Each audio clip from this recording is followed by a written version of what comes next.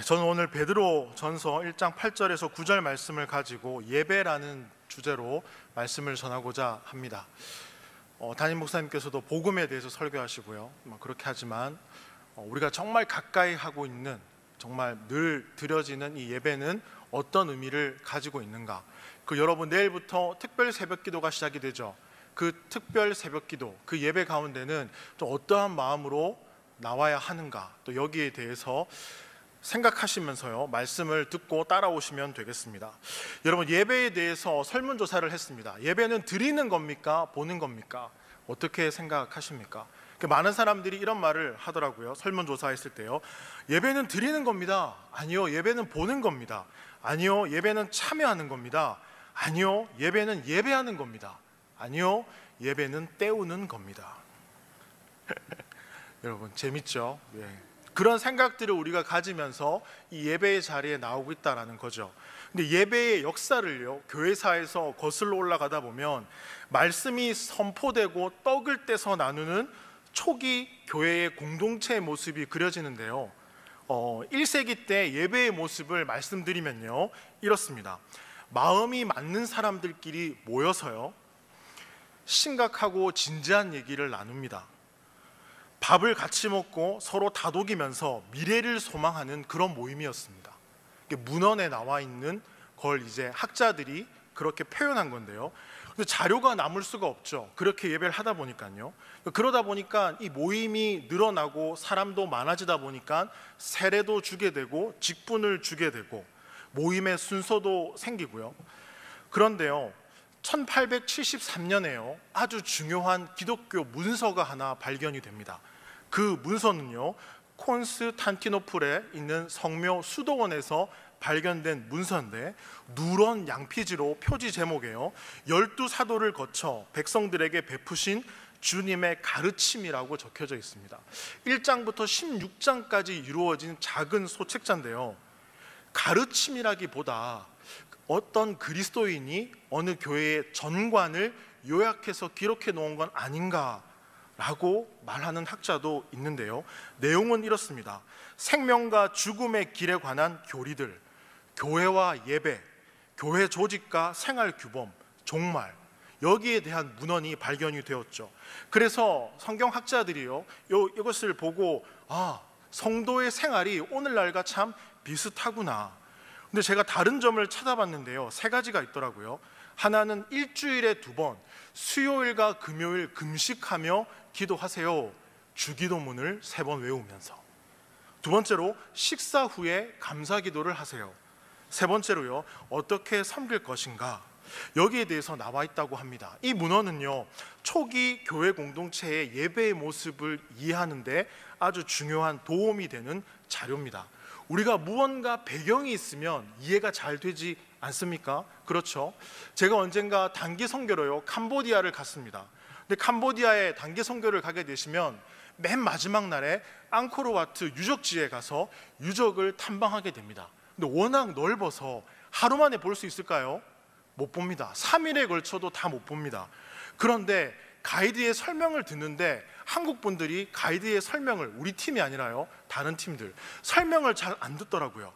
저기서 사진 찍으면 예쁠 것 같아. 인생 사진 하나 남겨야지.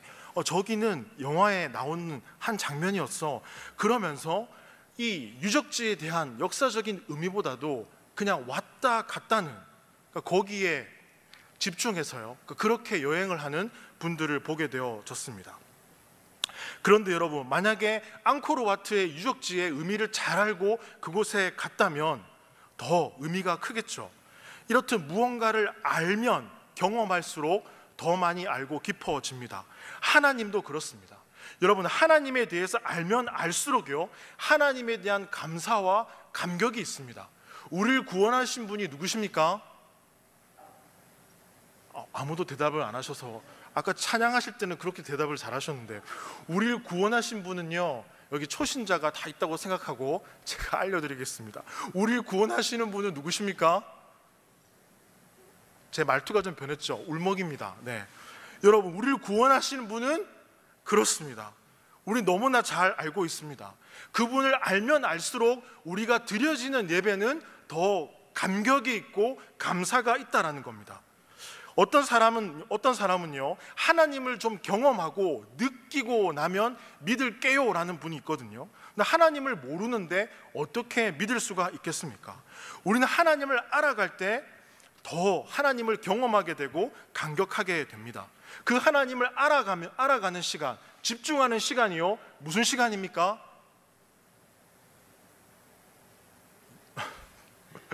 감사합니다. 한 걸음 더 나가셨군요.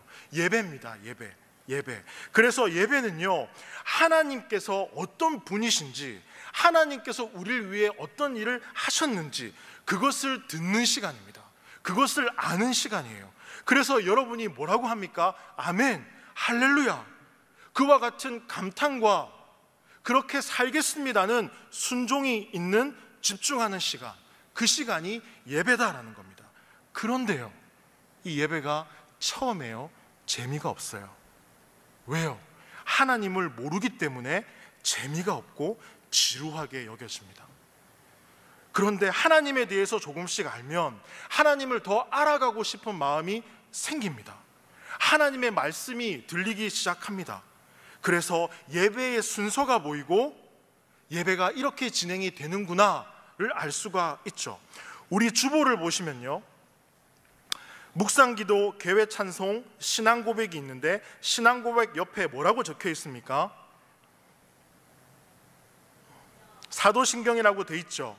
신경, 이 신경이 라틴어로요, 크레도입니다. 나는 믿는다. 여러분, 사도신경이 어떻게 해서 만들어지게 됐는지 혹시 아십니까? 교회의 기원은 알 수 없지만요, 팔레스타인에 성전이 있었습니다. 그 성전에 하나님께 제사를 드리는 제사장들이 있었습니다. 그런데 AD 60년, 70년경에 로마에 의해서 그 성전이 무너집니다. 성전이 무너지니 그곳에서 제사를 드리던 제사장들이 직업을 잃어버립니다. 유대인들은 어떻게 됐을까요? 그곳의 유대인들, 그리고 그곳에는요, 하나님만이 신이다라고 믿는 유대인들이 있었고 예수님을 따르는 사람들이 있었습니다.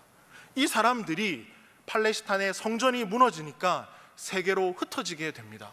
그러다가 유럽권에 있는, 로마권에 있는 그곳으로 헬레니즘 문화에 가게 되니까요, 많은 사람들이 하나님을 이해하는 게 다르고 예수님을 이해하는 게 다르다는 것을 이 사람들이 알게 되어집니다.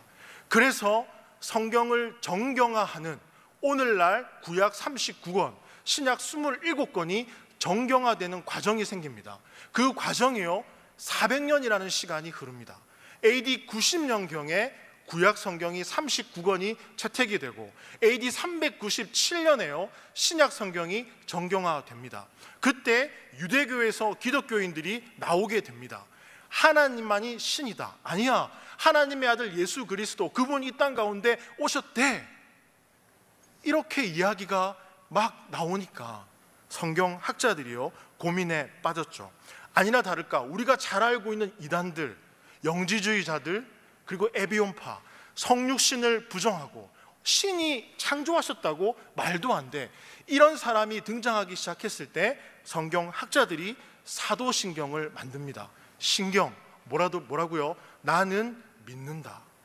여러분, 사도신경에 담겨있는 이 내용들을 보시게 되면요, 예수 그리스도 동정녀 마리아에게서 나시고 본디오 빌라도가 통치하던 때 역사적으로 존재로서 실제로 죽으시고 부활하셨다는 그분이 사도신경에 들어가 있습니다. 우린 이와 같은 분을 믿는다라는 것입니다. 그래서 예배를 드리기 전에 사도신경이 있어서 우리는 주님을 다 같이 고백한다라는 것입니다. 사도신경, 나는 믿는다, 중요하죠. 다 외우시고 계시죠? 제가 웃는데 왜 따라 웃으십니까? 네.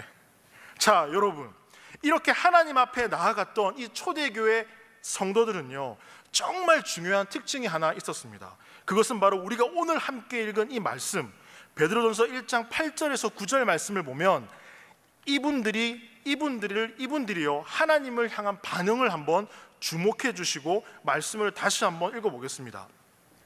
8절 9절 시작. 예수를 너희가 보지 못하였으나 이제도 보지 못하나 믿고 말할 수 없는 영광스러운 즐거움으로 기뻐하니 믿음의 결국 곧 영혼의 구원을 받음이라. 세 번역으로 읽어드리겠습니다. 여러분은 그리스도를 본 일이 없으면서도 사랑하며 지금 그를 보지 못하면서도 믿으며 말로 다 표현할 수 없는 즐거움과 영광을 누리면서 기뻐하고 있습니다. 여러분은 믿음의 목표 곧 여러분의 영혼의 구원을 받고 있는 것입니다 라는 거죠.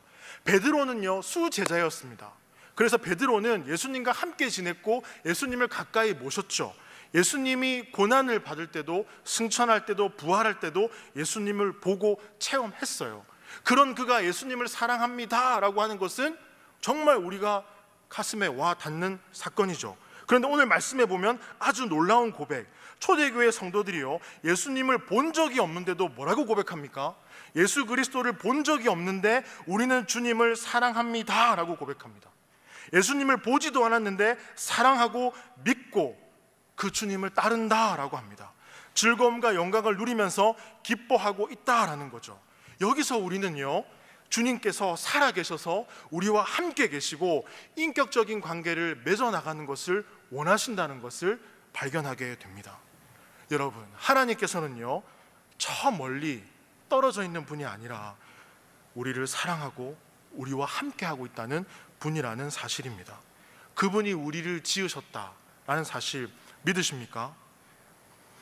그래서 하나님을 알아가기 시작하면 이렇게 초대교회 성도들처럼요 인격적인 반응이 우리에게서 나온다라는 겁니다. 이것이 예배다라는 겁니다. 예배는요 하나님의 사랑과 그분의 성품과 그분이 하신 일과 그분의 지혜와 능력을 보며 감사하고 감탄하고 정말 우리가 의지할 분이구나, 우리가 바라봐야 될 분이구나 라는 것을 알게 되는 시간이다라는 겁니다. 여러분, 예배에 그러한 마음으로 나오시고 계십니까? 구약에서는요 하나님을 소망하며 하나님을 만나고 싶다는 표현을 이렇게 씁니다. 하나님의 얼굴을 구합니다. 시편 24편 6절에 보시면 이는 여호와를 찾는 족속이요 야곱의 하나님의 얼굴을 구하는 자로다. 요한복음에 보시면 하나님의 영광을 구합니다. 그분의 얼굴을 보길 원하고 그분의 영광을 구합니다. 그렇게 주님을 향한 소망과 사모의 마음을 표현합니다. 여러분들은 어떤 마음으로 이 예배 자리에 나오십니까? 주님의 얼굴을 구하고 영광을 구하는 예배는 우리가 생각하는 것 이상으로 깊은 의미가 있습니다. 여러분, 역사에 대해서 모르는 사람을 박물관에 보내면요 지루합니다. 사진이나 찍겠죠. 역사를 잘 알고 있는 사람을 보내면 너무 즐거워하지 않겠습니까? 그것이 기쁨이든 하나님에 대해서도 동일합니다. 하나님을 잘 알지 못하면 이보다 지루한 예배가 있을 수 없습니다. 근데 하나님을 알고 있는 사람이라면 하나님 앞에 예배하는 것이 감격이고 감사고 즐거움이라는 사실입니다. 여러분, 예배의 시간에는요 감격과 감동이 있습니다. 뭐라고요? 감격과 감동이 있다고요. 이렇게 말씀을 전하고 있는데 제 마음은 무너집니다. 여러분 표정들이 어떠시냐면요,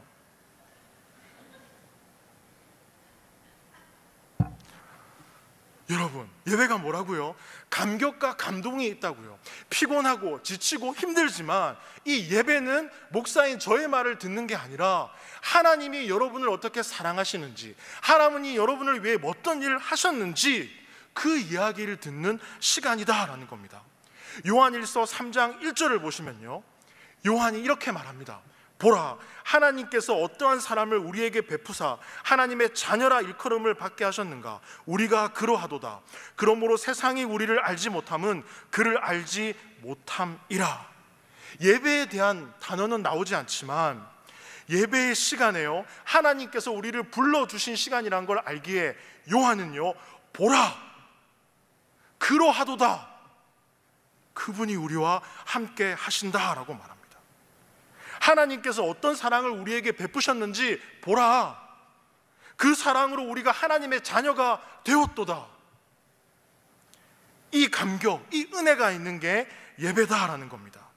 여러분, 예배가 소망이 된다는 것을 꼭 기억해 주시기를 바랍니다. 예배에 오면 언제 마치지? 앞에서 설교하다가 시계를 보는 분이 계십니다. 어떤 마음이 들까요? 빨리 마치자. 언제 끝날까? 오늘은 좀 긴데? 오늘은 좀 짧아. 좋아. 그리고 오늘은 예배하고 싶지 않은데 그냥 하나님 예배하러 갑니다. 오늘 예배했어. 은혜 주시네. 좋아. 이런 게 아니야. 이런 게 아니다라는 겁니다. 왜 이런 생각이 들까요? 우리 안에요. 왜 이런 생각이 들까요? 우리 한 사람 한 사람을 사랑해 주시는 그분을 생각하지 않아서 그렇습니다. 우리를 부르셔서 자녀 삼아 주셨지 않습니까? 우리를 부르셔서 우리 가운데 사명을 주셨지 않습니까? 우리를 위해서 십자가에서 돌아가셨지 않습니까? 그렇게 소중하게 우리를 불러주신 그분이 우리를 부르는데, 그분의 말씀을 듣는 이 예배 이 시간에 감탄과 감격과 감사가 없고 그저 드려지는 예배, 수많은 예배 중에 하나라고 여기고 이 예배 자리에 나오면 그것보다 가슴 아픈 일이 어디에 있겠습니까? 여러분, 우리는 어떤 존재입니까? 이 지구상의 수많은 사람들 중에 한 명입니다. 한 사람이 죽는다고 해서 세상은 흔들리지 않습니다. 세월이 지나면 나도 없어지고 나를 기억해 주는 사람도 없어지죠. 그런 우리 삶에 하나님이 우리를 불러주십니다. 너는 내 사랑하는 내 자녀야. 너는 내 사랑하는 내 자녀야. 너는 십자가에서 내가 내 아들을 희생시키고 너를 택하여 불러준 하나님의 자녀야. 그래서 예배의 시간은요, 하나님 앞에 나아가는 시간입니다. 사도 바울이 다메섹 도상에서 빛이신 주님을 만났을 때 그가 목숨처럼 여겼던 유대교 사상을 버립니다.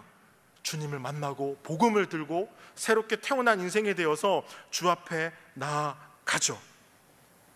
예배의 시간은요, 하나님의 이야기를 듣는 시간입니다.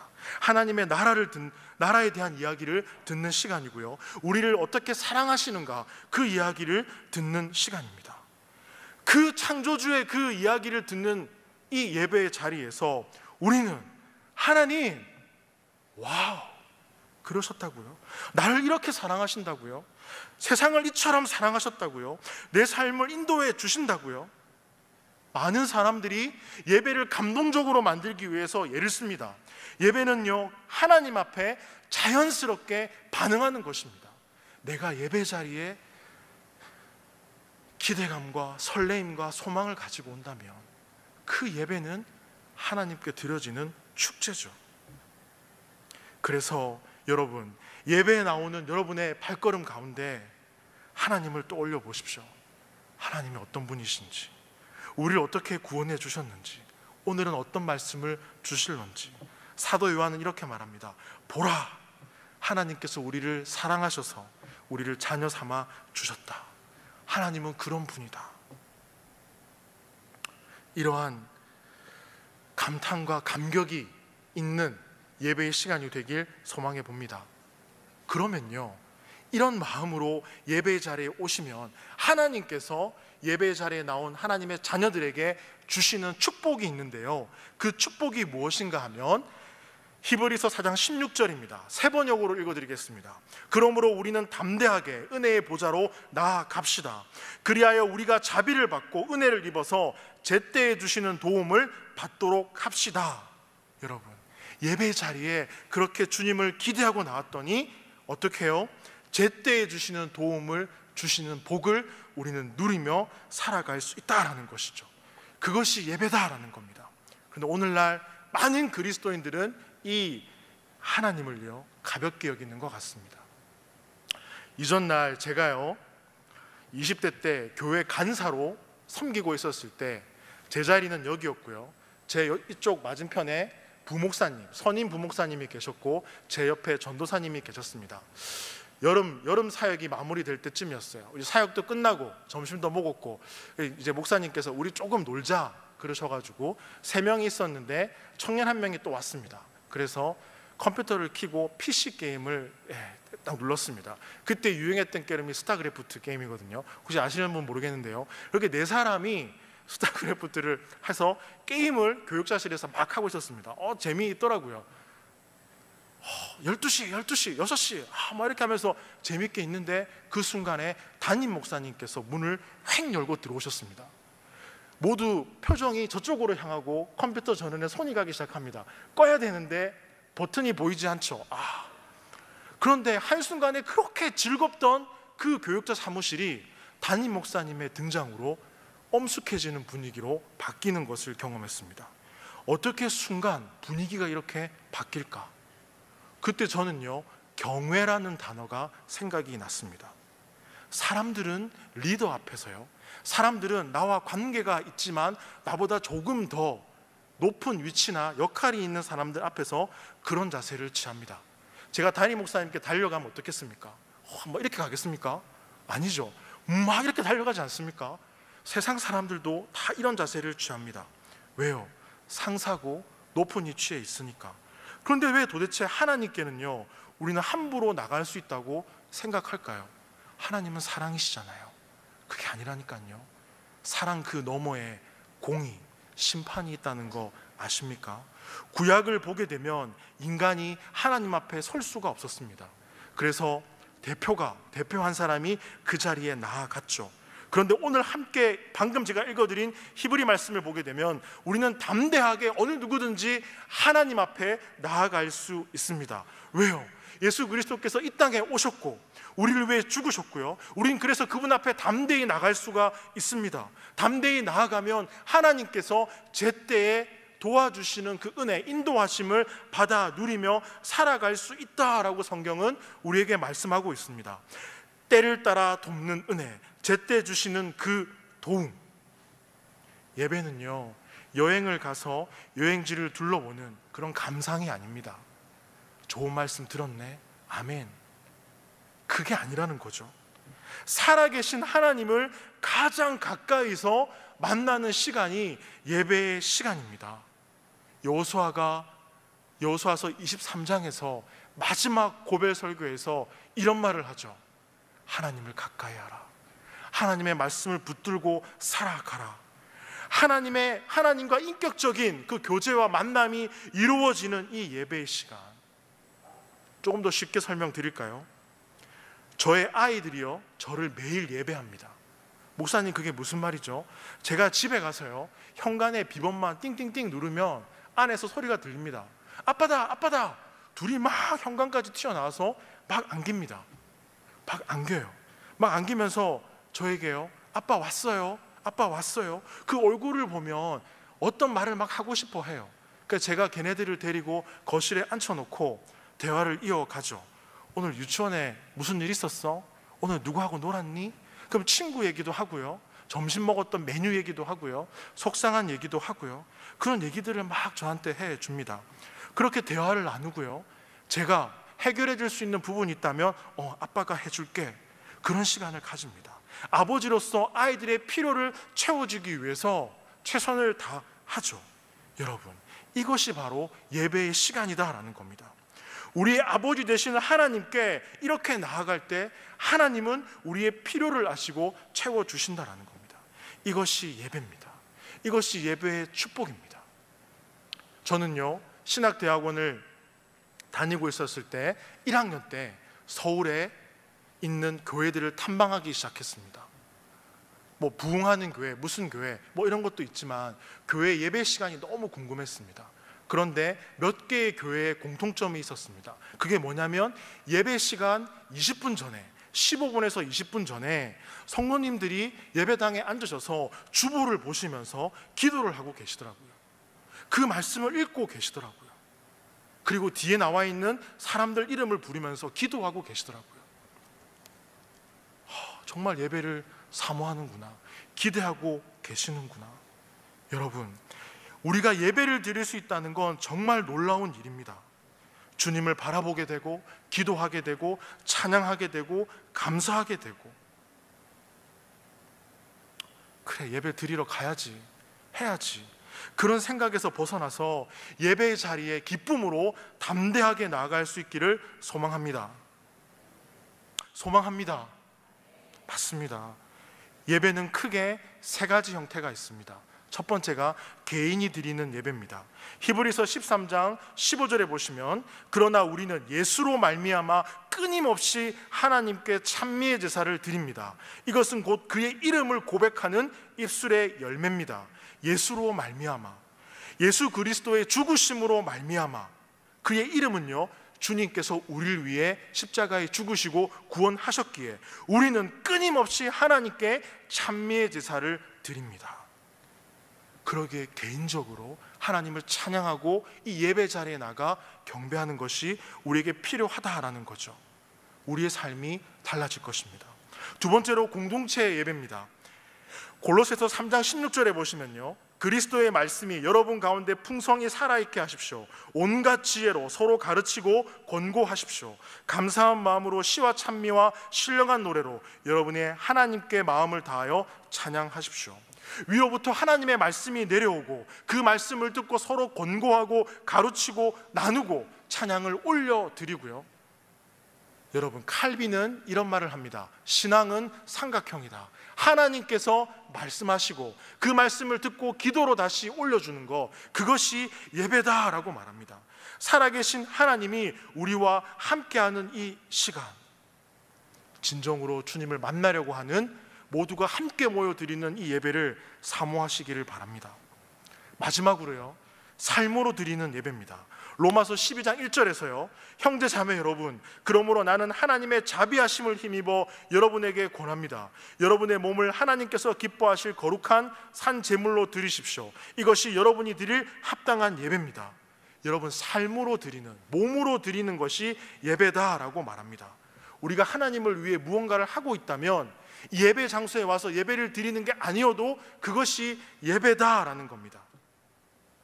이전날 수도사 아시죠? 수도사들은 교회가 타락하기 시작하자 사막으로 들어갔습니다. 사막에 들어가서 세상과 인연을 끊고요, 그곳에서 자급자족하면서 하나님께 나아갔습니다.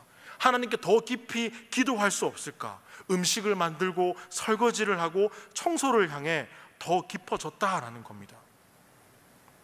무엇을 하든지 하나님께 집중하는 것, 그것이 삶으로 드리는 예배다라는 것입니다. 그러한 예배의 삶을 살아가실 수 있는 여러분이 되길 소망합니다. 세상 사람들은 일을 하다가도 담배 한 대 태웁니다. 차 한 잔 마십니다. 그럼 우리는 그 자리에서 뭐 할까요? 마음으로, 속으로 기도하고요, 말씀을 떠올려 보고요, 그렇게 매 순간 하나님을 기억하고 살아가는 것입니다. 예배가 삶이 될 때 하나님의 그 축복이 우리 삶 가운데 임하게 되고 하나님의 마음을 더욱더 헤아려 보는 시간이 될 수 있고 예배의 자리에 나오는 시간이 기쁨이 될 줄 믿습니다. 그렇게 주님을 뜨겁게 찬양하실 수 있는 저와 여러분의 삶이 되길 소망합니다. 이 말씀 기억하시면서요, 우리 기도했으면 좋겠습니다. 하나님 감사합니다. 우리가 하나님 앞에 나아가고 가장 가까이 하는 그 시간이 예배의 시간이라는 것을 다시 한번 보게 되어집니다. 기대와 감사와 은혜가 있는 예배가 되게 하시며 그 예배를 더욱더 예배 가운데 만날 하나님을 소망하며 나아가는 우리의 삶이 될 수 있도록 인도하여 주옵소서. 주님 감사합니다. 사랑합니다. 예수님의 이름으로 기도합니다. 아멘.